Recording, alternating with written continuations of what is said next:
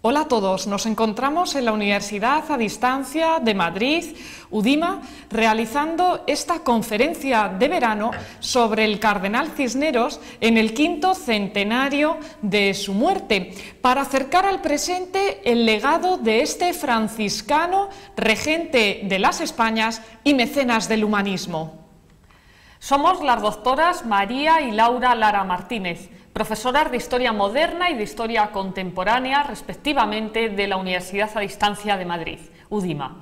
Y en esta sesión, en esta conferencia de verano, nuestro propósito es dar a conocer la variedad de perfiles del cardenal Cisneros, ese cardenal que impulsó la fundación universitaria en la monarquía hispánica. Cuando en 1436 Gonzalo Jiménez de Cisneros venía al mundo en Torrelaguna, en Madrid, sus padres, Marina y Alfonso, no podían sospechar que Gonzalo llegaría a una posición tan elevada. En pleno Renacimiento, Álvar Gómez de Castro, uno de los primeros biógrafos del cardenal, describiría sus orígenes indicando que la casa solariega del linaje se encontraba en Cisneros, un municipio palentino adscrito al Reino de León. En efecto, el antiguo Gonzalo Jiménez de Cisneros, apodado el Bueno, el antepasado de nuestro cardenal, está enterrado en la ermita de Santa María de Villafilar, cerca de Cisneros, y de aquel caballero antiguo recibió el nombre el futuro fraile, Gonzalo, que después pasaría, como miembro de la Orden de San Francisco, a llamarse como el fundador. Un templo físico, el de Cisneros, el del pueblo palentino, luego hilvanado por la genealogía que permite establecer el paralelismo con la labor misional que desafía los límites de los confines del orbe. Tras formarse en Roa y Cuéllar, nuestro Gonzalo, el que iba a ser gobernador de Castilla, frecuentó las aulas del Estudio General Franciscano de Alcalá de Henares para luego completar su formación jurídica, canónica, filosófica y teológica en el Colegio Mayor de San Bartolomé de Salamanca. Y así es como hacia 1460, con 20 y pocos años, pasa a Roma. El camino para Gonzalo estuvo plagado de contratiempos. Le robaron 2 veces y tuvo que quedarse en Aix-en-Provence hasta que se encontró con uno de sus condiscípulos de Salamanca que le prestó dinero, este joven llamado Bruneto, y que se propuso acompañarlo en ese arriesgado periplo. Y junto a los foros de los Augustos en Roma, en la ciudad eterna, Gonzalo fue ordenado sacerdote, ejerciendo con éxito junto al Tíber como abogado consistorial, hasta que en 1465 recibe la noticia de la muerte de su padre. Decide volver entonces apenado a la península ibérica para ayudar a sus hermanos Juan y Bernardino, y se va a dedicar a la reconstrucción y al saneamiento de la maltrecha institución eclesiástica, aquejada de los males de la carne y del mundo, en un tiempo en el que los cardenales y los papas vivían amancebados, incumpliendo el celibato. Cisneros no puede consentir tal situación como sacerdote formado también en ese derecho canónico, y contribuye notablemente, primero en tierras de Guadalajara, a sanear esa institución eclesiástica. De hecho, el primer documento sobre Cisneros es una bula papal datada el 22 de enero de 1471. En ese pliego, Paulo II le concedía el arciprestazgo de Uceda, un enclave guadalajareño en el que, por otra parte, había nacido la esposa de San Isidro Labrador, Santa María de la Cabeza, los patronos de la agricultura. Sin embargo, a Gonzalo le tocaría soportar prisión en Santorcaz por orden del arzobispo de Toledo, Carrillo, que tenía el puesto de arcipreste de Uceda reservado para otra persona, y no le venía bien que Cisneros reclamara su cargo, el que le correspondía por orden papal. Y gracias al cardenal Pedro González de Mendoza, otro futuro arzobispo de Toledo, el tenaz sacerdote Cisneros volvería a la libertad. Y hay que señalar que Pedro González de Mendoza, que no era célibe a pesar de ser prelado, porque tenía 3 hijos, Isabel la Católica los llamaba los lindos pecados del cardenal, pues sin embargo sí que supo ver el esfuerzo y el mérito en Cisneros, intuyó su valía y así, gracias al cardenal Mendoza, al tercer rey de España, como era apodado en tiempo de Isabel y Fernando, pues consigue Cisneros en 1480 salir de prisión y ser canónigo y capellán mayor de la iglesia de Sigüenza. En esta ciudad medieval, el bachiller Gonzalo Jiménez de Cisneros lo tuvo todo: la simpatía de los Mendoza, con los que aprendió a ser mecenas, la comunión espiritual con Juan López de Medina, fundador de la Universidad de San Antonio de Portaceli, y el trato con la comunidad de judíos y de conversos, de donde obtendría ideas para impulsar la traducción de la Biblia. No obstante, en 1484, siendo ya un hombre maduro de 48 años, decidió hacerse franciscano de la observancia, dando un viraje a su vida. De Gonzalo pasó a Francisco. El 2 de enero de 1492, la cruz de plata del cardenal Mendoza brilló sobre la Torre de la Vela. Fue el símbolo del fin de la Reconquista en Granada. En ese mismo año fue el guadalajareño Pedro, quien propuso a Fray Francisco como confesor de Isabel la Católica, cuando el jerónimo Hernando de Talavera era enviado como arzobispo precisamente a Granada. Cisneros aceptó el cargo, poniendo como condición no vivir en la corte y poder seguir llevando su vida religiosa en comunidad. Su inteligencia y prudencia suscitaron que en 1494 fuera elegido provincial de los franciscanos de Castilla, puesto clave para el inicio de su tarea como reformador religioso.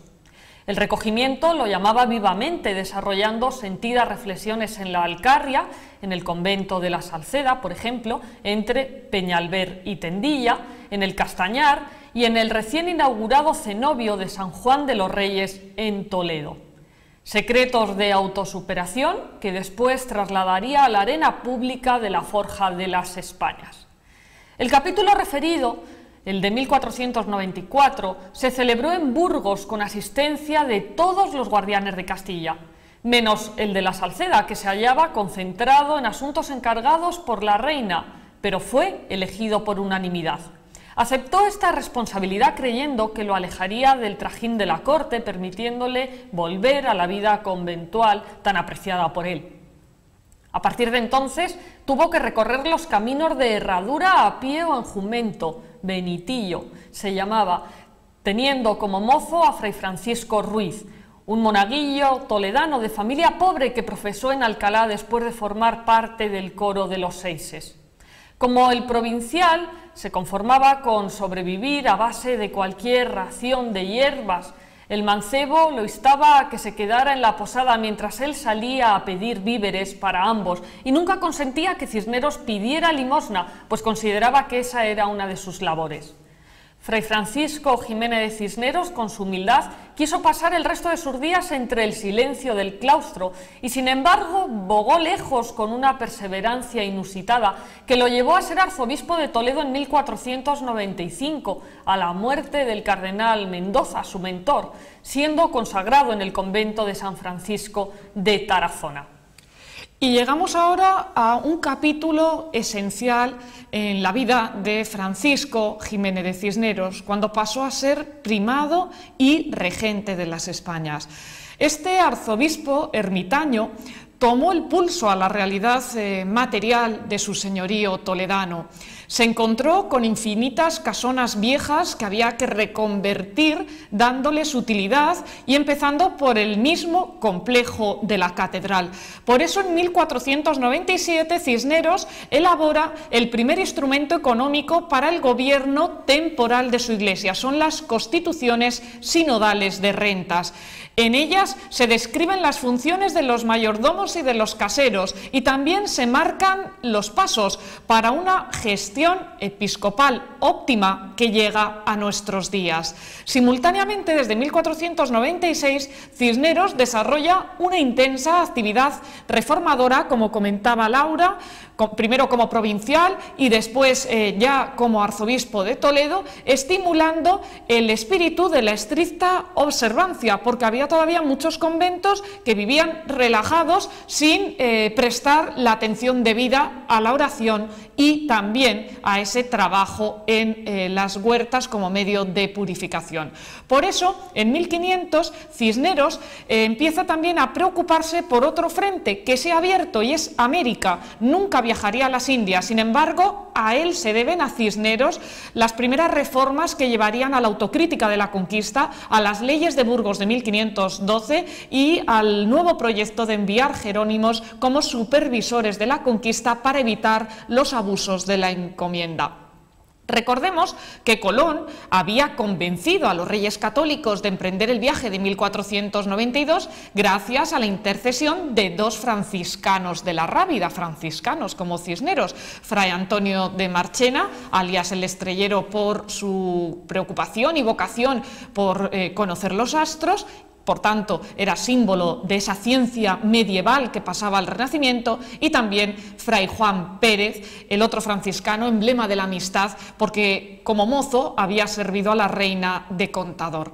Siempre Cisneros, lo vemos en los retratos, ataviado con el cordón franciscano, el mismo que orla la fachada de Rodrigo Gil de Ontañón de la portada del Rectorado Universitario de Alcalá.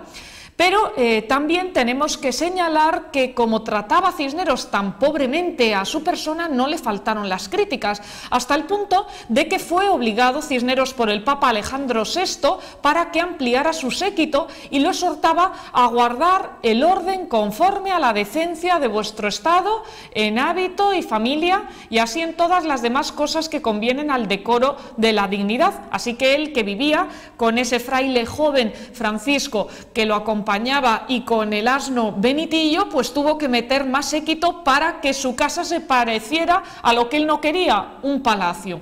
El 3 de abril de 1497, en Burgos, estuvo presente Cisneros también en otro acontecimiento que a modo anecdótico pues viene a mostrarnos la significativa presencia que se le daba en la corte. Era el oficio de velaciones que precedía, como oficio de velaciones, precedía a las bodas del príncipe Juan, del hijo de los reyes católicos, con Margarita de Austria.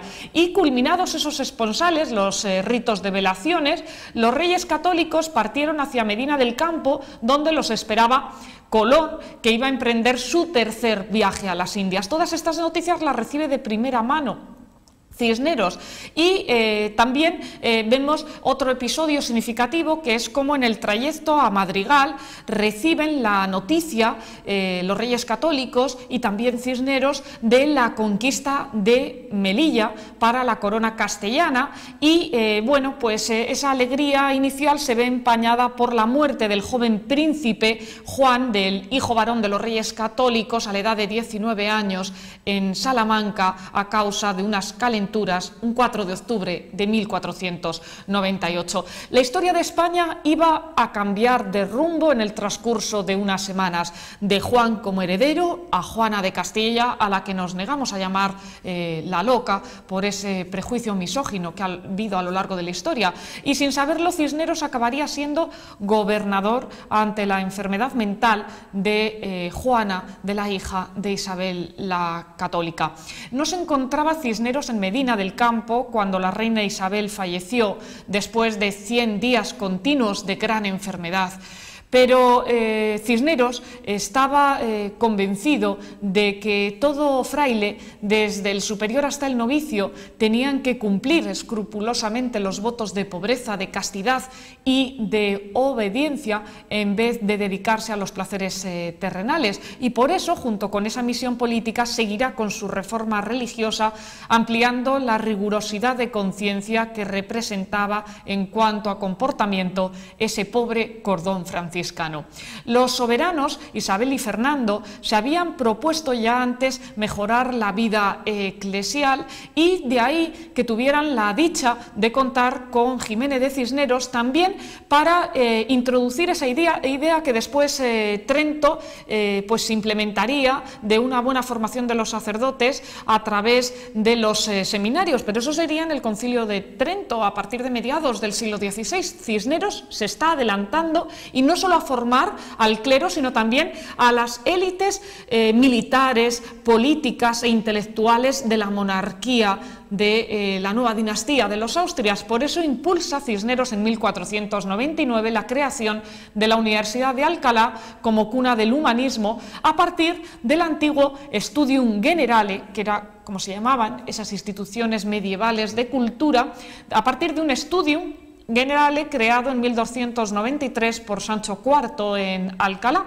Cuentan por Torrelaguna que si Cisneros no ubicó allí la universidad en su propio pueblo fue por el temor a que los estudiantes, con esa fama de tunantes, se comieran todas las uvas que el feraz territorio producía, y decidió llevarla a Alcalá también por ser una de las principales villas, luego ciudades del arzobispado de Toledo. El caso es que el primer curso de la Universidad de Alcalá, como aquí también el de la UDIMA, que fue en 2008-2009, pues el de Alcalá fue el curso 1508-1509, y para festejarlo se acuñaron medallas conmemorativas con la efigie del cardenal y la orla en latín, donde se lo aclamaba como fundador de la Academia Complutense. Estas piezas, estas medallas, se distribuyeron entre el personal docente y los primeros alumnos, y en 1510, ya con una experiencia de 2 años de andadura, Cisneros promulgaría las constituciones de la universidad, pero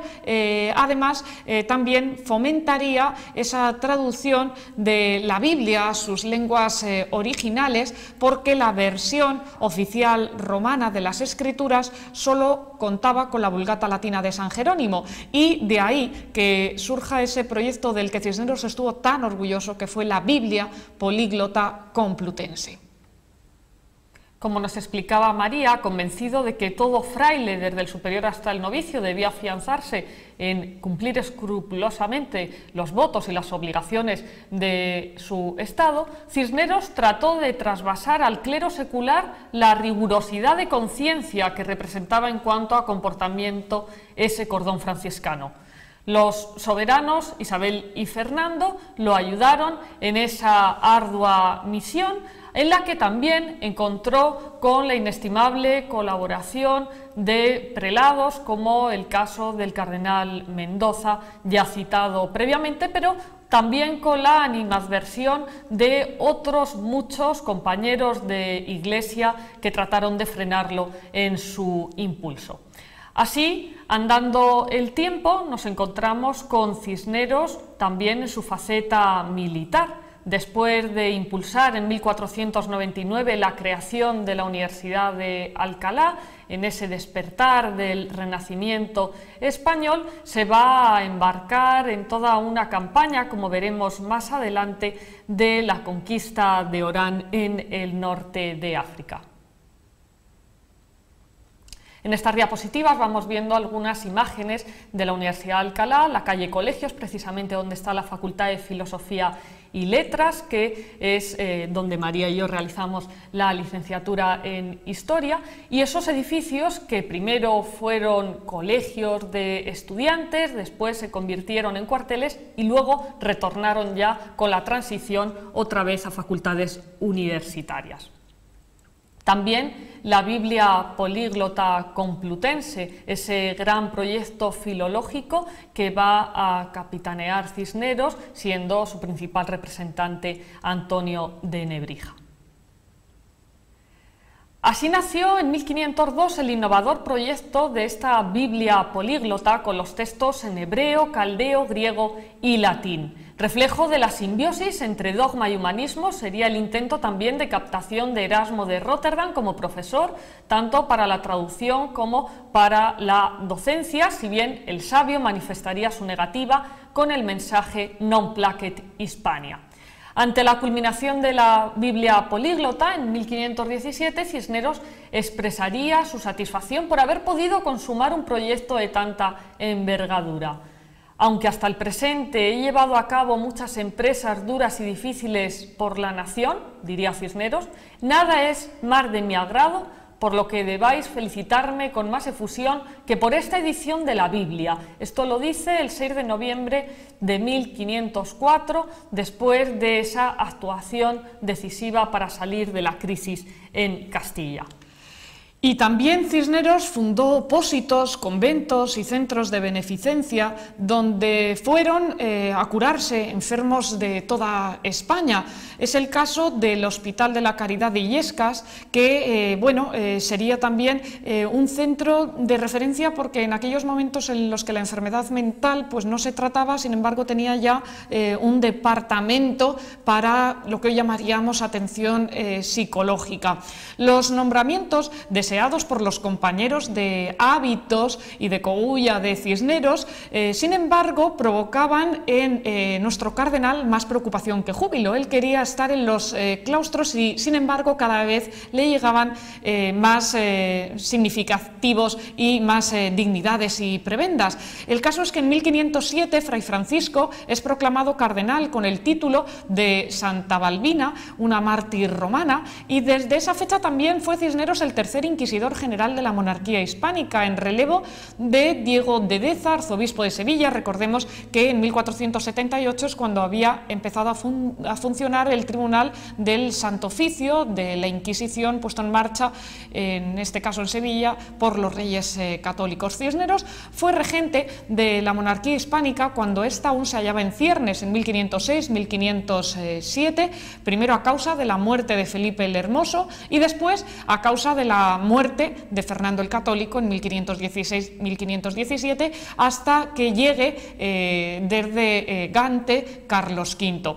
Al desaparecer Isabel, su admirada soberana, se posicionó Cisneros al lado de Fernando, intervino en todas las negociaciones de la Concordia de Salamanca y después se mantuvo al lado de Felipe el Hermoso cuando Fernando se marchó a Nápoles. Por ello, al morir Felipe el Hermoso en 1506, el cardenal confirmó y dio su plaquet a ese puesto como regente, teniendo en su grupo de asesores a los nobles más fieles a Isabel y abortando las maniobras de la camarilla que anhelaba entregar el poder a Maximiliano de Austria, el padre de Felipe el Hermoso.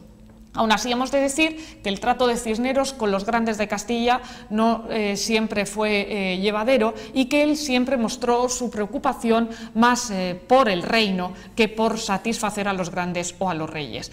En esa etapa inicial, como regente, doña Juana le confirió grandes atribuciones y mientras que su padre, Fernando, ya viudo, estaba casado en segundas nupcias con Germana de Foix, pues mientras Fernando se volcaba en el Mediterráneo, Cisneros miraba hacia el estrecho de Gibraltar. Por eso también tenía que rivalizar de algún modo con Fernando el Católico, que no le ponía las cosas fáciles cuando el rey viudo, Fernando, quería obtener la permuta de la silla primada de Toledo que ostentaba el cardenal Cisneros por el arzobispado de Zaragoza para su hijo natural Alfonso de Aragón. Como vemos, como explicaba también antes Laura, tanto al inicio como al final de su carrera, Cisneros tuvo que reivindicar su puesto en el escalafón. Y ahora vamos a pasar a esa otra vertiente, la militar. Nos referimos a la conquista de Orán. Pese a anteponer el amor al odio, de acuerdo a los corolarios de San Francisco de Asís, Cisneros fue capitán general de África. Espada, manto y hábito son los símbolos de esta personalidad polifacética donde las haya, pues financió la toma de Mazalquivir en 1505 y orquestó personalmente la conquista de Orán en 1509 con cañones luego convertidos en las campanas de la capilla alcalaína de San Ildefonso. En ese ambiente milenarista del que participaba, estaba convencido de que la expedición a Orán sería el prólogo de la conquista de Jerusalén, de manera que el Mediterráneo se transformaría en un mar cristiano. Bueno, pues a la par que sentía visiones místicas sobre el desenlace de las batallas, el cardenal ayudó a perfilar el nuevo Estado moderno, ese nuevo Estado que hunde sus raíces en los reyes católicos y que él apoya, por un lado, los descubrimientos mediante su profunda preocupación por los exóticos escenarios y también desde el punto de vista de la teoría política. La corona española estaba interesada en establecer un nuevo puesto fortificado en Berbería para combatir la piratería. Había acabado la Reconquista, ahora los enemigos eran los piratas norteafricanos y el turco. En 1497 el jerezano Pedro de Estopiñán se hizo con Melilla para el dominio castellano, como nos explicaba María. El precedente de la ocupación de Orán fue la toma del peñón de Vélez de la Gomera en el verano de 1508. La conquista surgió de modo casual cuando el capitán Pedro Navarro perseguía a una flota de berberiscos. Navarro era un militar entrenado en las campañas de Italia junto a Gonzalo Fernández de Córdoba, a la sazón el gran capitán. No obstante, esta operación respondía al viejo anhelo de la reina Isabel, plasmado en su testamento, de difundir el cristianismo por todo el norte de África. Ruego e mando a la princesa mi hija y al príncipe su marido que sean muy obedientes a los mandamientos de la Santa Madre Iglesia, protectores y defensores de ella, como son obligados, que no cesen de la conquista de África y de puñar por fe contra los infieles, decía la reina católica. El periplo a África era visto por Cisneros como la cruzada definitiva, una aventura religiosa que también auspició Manuel I de Portugal, con el afán de acabar con los mamelucos de Egipto y de aplastar al turco. Vocación evangelizadora que más adelante, en 1578, llevaría a otro rey portugués, al rey Don Sebastián, nieto de Carlos V, a convencerse a sí mismo de que era una gran experiencia el tratar de capitanear esa expedición contra Fez.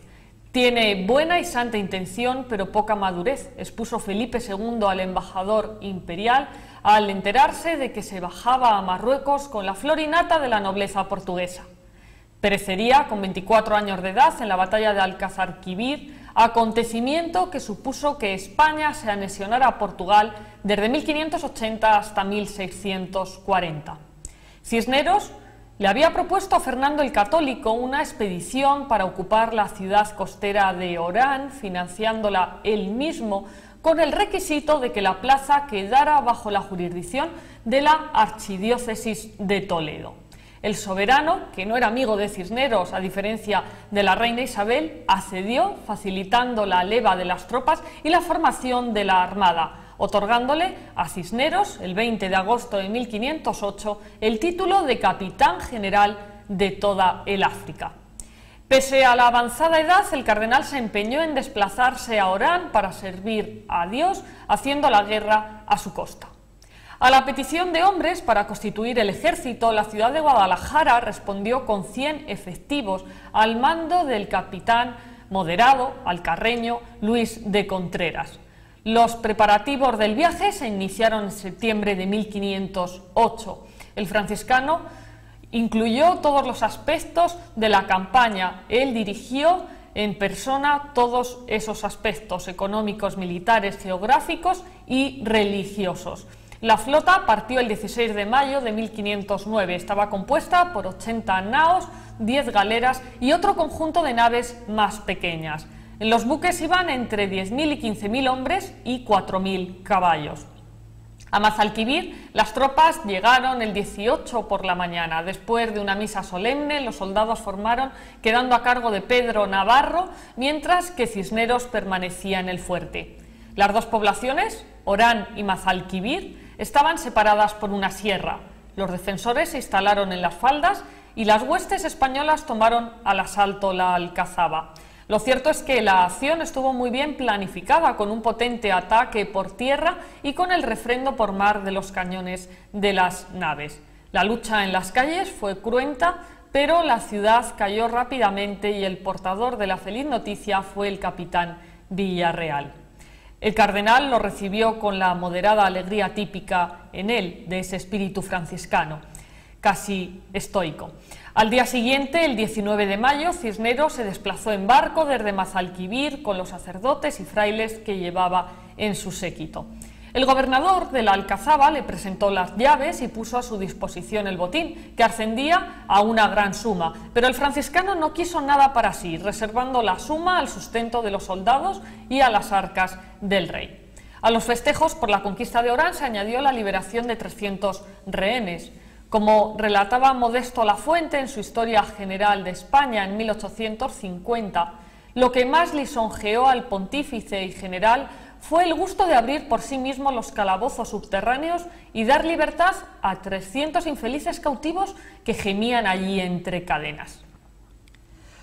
Vemos estas imágenes que bien por Cajés, por la colección complutense, también depositada en esa universidad que fue luego heredera de la de Alcalá con las desamortizaciones, y también vemos, bueno, pues estos billetes que van perpetuando la liberación de los cautivos de la que hablaba Laura, o ese retrato de perfil inspirado en Bigarny, en el Renacimiento. Pero tenemos que tratar otra dimensión, es la relativa al contacto esotérico de Fray Francisco. Cuenta la leyenda que en el mes de enero de 1509, cuando marchaba hacia Cartagena para participar en la conquista de Orán, al pasar por la villa de Bayona, ubicada en la confluencia de los ríos Jarama y Tajuña, divisó una cruz en el aire. El núcleo al que se hace referencia esta Bayona no es de Francia ni de Galicia, en este caso es una localidad madrileña llamada Titulcia, y que en esos momentos se denominaba Bayona de Tajuña. Esta visión de la cruz en el aire que tuvo el cardenal Cisneros fue interpretada inmediatamente en el mismo sentido que la aparición acaecida a Constantino el Grande antes de la batalla de Puente Milvio en el año 312, es decir, como una premonición de la victoria que tendría en mayo de ese mismo año 1509 en la conquista de Orán. Y a instancias del rector y conciliarios del Colegio Mayor de San Ildefonso comparecieron en 1666 varios testigos describiendo con todo lujo de detalles la presencia milagrosa de Cisneros en el cerco a la ciudad de Orán, pero no en 1509, donde había estado físicamente, sino en 1643. Parece que las tropas musulmanas vieron a un extraño personaje, a una sombra que iba vestida con hábito marrón y que ayudó moralmente a los cristianos con ese paseo que se dio por los adarves, y también cabalgando a lomos de un caballo blanco blandiendo espada. ¿Se había aparecido Cisneros en el siglo XVII ya muerto como Santiago en la batalla de Clavijo de la Reconquista? Es un enigma. En otro orden de cosas, a modo de vaticinio más que de deseo, puede ser tomada la respuesta que el cardenal dio a Fernando el Católico, con el que, como decía Laura, bueno, pues tenía sus más y sus menos, y fue cuando Fernando el Católico, en una de las visitas al Colegio Mayor de San Ildefonso, epicentro de la Universidad de Alcalá, se rió un poco de los pobres materiales con que se había construido el claustro, y Cisneros le contestó: otros harán en mármol y piedra lo que yo construyo en barro, un lema que hoy ostenta el patio de Santo Tomás de Villanueva, en uno de cuyos relieves está Cisneros con ese misterioso sol de Orán. Y para que veamos la trascendencia que Cisneros ha tenido hasta el presente, pues a nivel general en la sociedad española, no solo en el entorno palaciego, se debe a Cisneros el origen del apellido familiar, el hecho de que hoy los españoles tengamos el nombre y dos apellidos. Hasta ese momento, hasta principios del siglo XVI, no existía un uso normativo del patronímico ni para los nobles ni para el pueblo llano. Por eso es posible observar a padres y a hijos en el siglo XV con distintos apellidos en los libros sacramentales. A partir de 1501, Cisneros instituye la obligatoriedad de la identificación de los sujetos con un apellido fijo, tratando con esta medida solucionar el caos administrativo, máxime cuando una de las primeras técnicas que la Inquisición utilizaba en el estudio genealógico era el ver si había entre los ancestros del sujeto en cuestión judeoconversos o moriscos.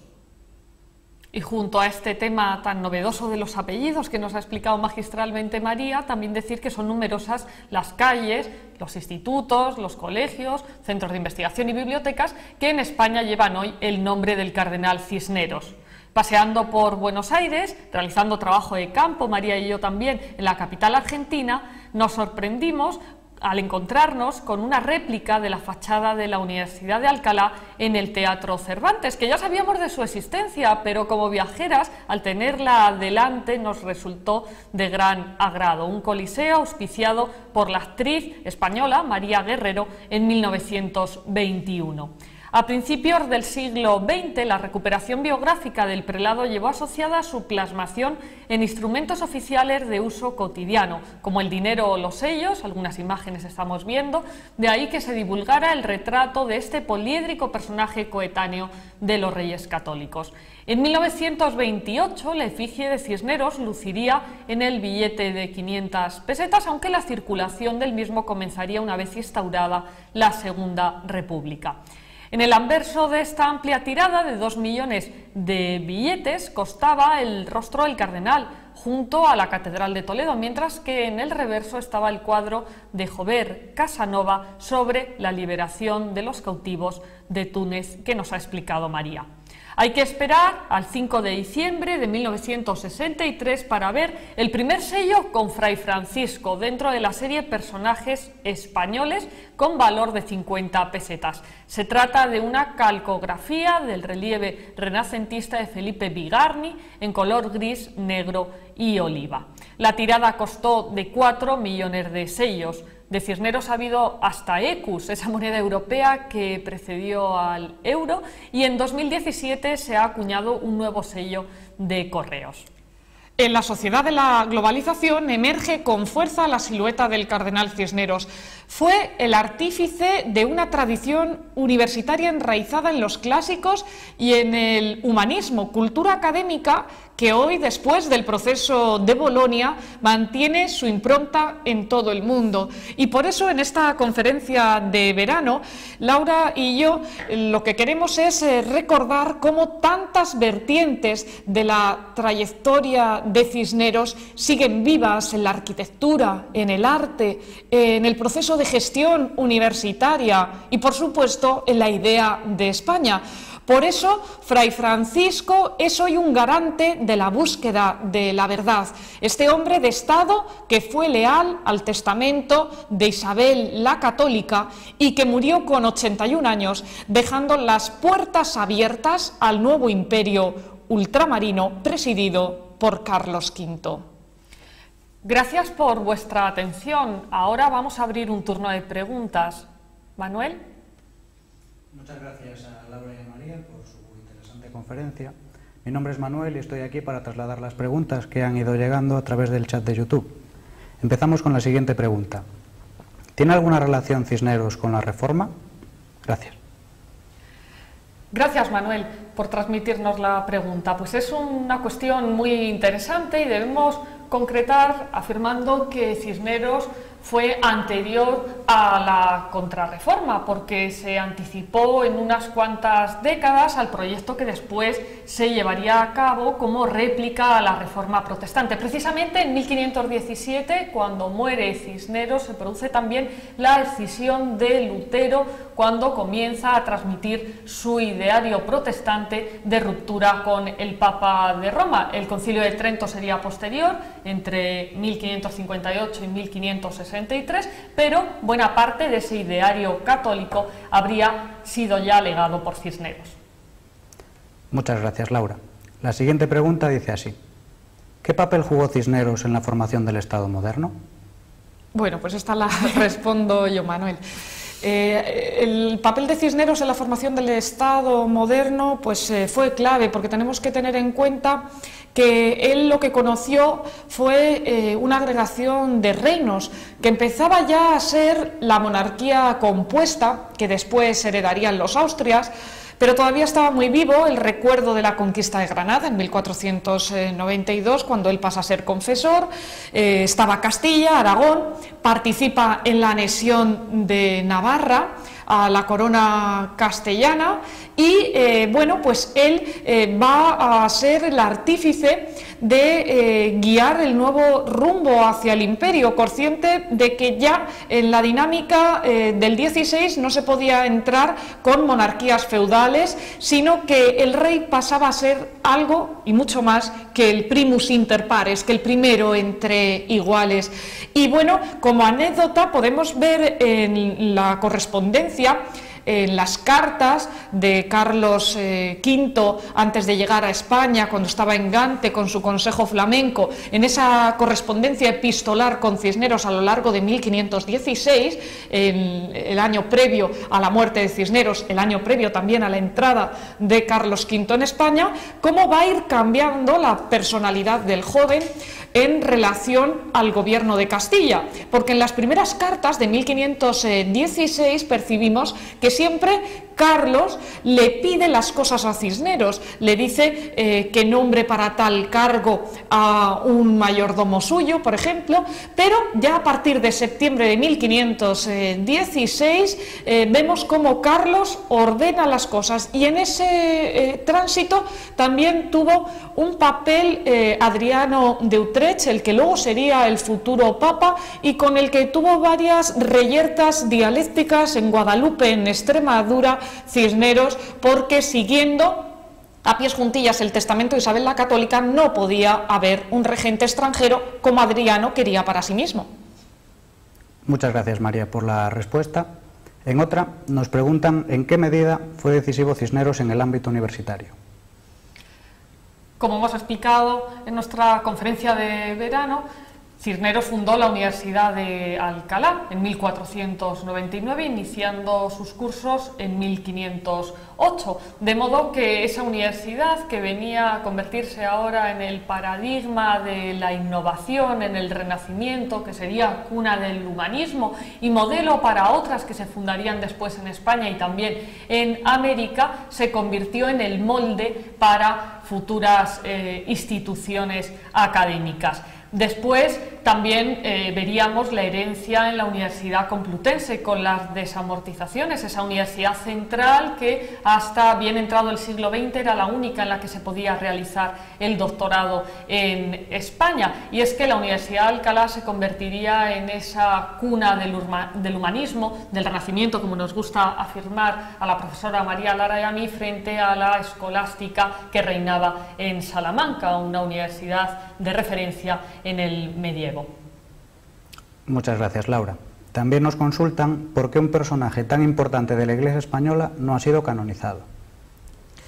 Pues enlazo con la última respuesta de Laura sobre la Fundación Universitaria, haciendo también, bueno, pues referencia a cómo ese carácter pionero que tuvo en esos momentos Cisneros a través de su proyecto universitario, de la Biblia políglota, pues hoy en este mundo tecnológico, la Universidad a Distancia de Madrid, la UDIMA, donde nos encontramos, pues trata también de desarrollar ese fomento de la innovación y de una nueva personalidad en ese contacto cercano con los alumnos. Y la idea de la beatificación de Cisneros, en otro orden de cosas, pues ha estado presente en la historia de España desde prácticamente los últimos años de Cisneros, porque aparte de esas visiones místicas, él recibía cartas de abadesas y, bueno, y de personas de todas las latitudes, tanto de la península ibérica como incluso de Italia, pidiéndole que les ayudara o que desarrollara campañas militares para conseguir un mapa cristiano desde Castilla hasta Jerusalén. Y por eso, cuando muere, son su primer círculo los que van a ejercer de biógrafos de Cisneros y van a empezar a impulsar ese proceso de canonización que iba bastante rápido en época de Felipe IV. Incluso Carlos II, el rey hechizado, llegó a pedir un préstamo a cargo de los virreinatos de Nueva España y de Perú para seguir financiando el proyecto de Cisneros, como aquel otro impuesto que tenían los austrias, el del chapín de la reina, para pagar las bodas reales, pero llegó un momento en que en torno a 1767, justo cuando se produce la expulsión de los jesuitas de España, hay un papa franciscano en Roma que no solo pone fin a esa aventura de la Compañía de Jesús fundada por Ignacio de Loyola, sino que también, y siendo franciscano, es todavía más terrible que este Papa Clemente decidiera frenar el proceso de beatificación de Cisneros, argumentando que traería consigo más desavenencias entre la orden franciscana, que se estaba escindiendo en diferentes ramas. Triste que no se haya impulsado un proyecto tan significativo y sobre todo con un refrendo social tan amplio ya desde 1517 como era ese camino de Cisneros hacia los altares. Terminamos aquí con el turno de preguntas. Muchas gracias por vuestras consultas y a las profesoras también muchas gracias, María y Laura, por la conferencia. Las preguntas que no se hayan podido responder podéis remitirlas al correo que aparece en pantalla y serán contestadas igualmente. Muchas gracias por vuestra atención. Gracias, Manuel. Un honor poder impartir este curso de verano en la UDIMA sobre Cisneros, un personaje que podemos considerar, la profesora María Lara y yo, amigo. Además, ahora recientemente me comunicaron que he ganado el premio Fermín Caballero, una de las placas de ese premio de ensayo breve de investigación en ciencias sociales con mi investigación sobre Cisneros, así que un motivo de gran satisfacción también poder estar comentándolo aquí en nuestra universidad, en la UDIMA, con este curso de verano sobre el cardenal, que también fue regente y capitán general de África. Despedimos esta conferencia y seguimos en conexión a través del correo electrónico desde la UDIMA, la universidad cercana.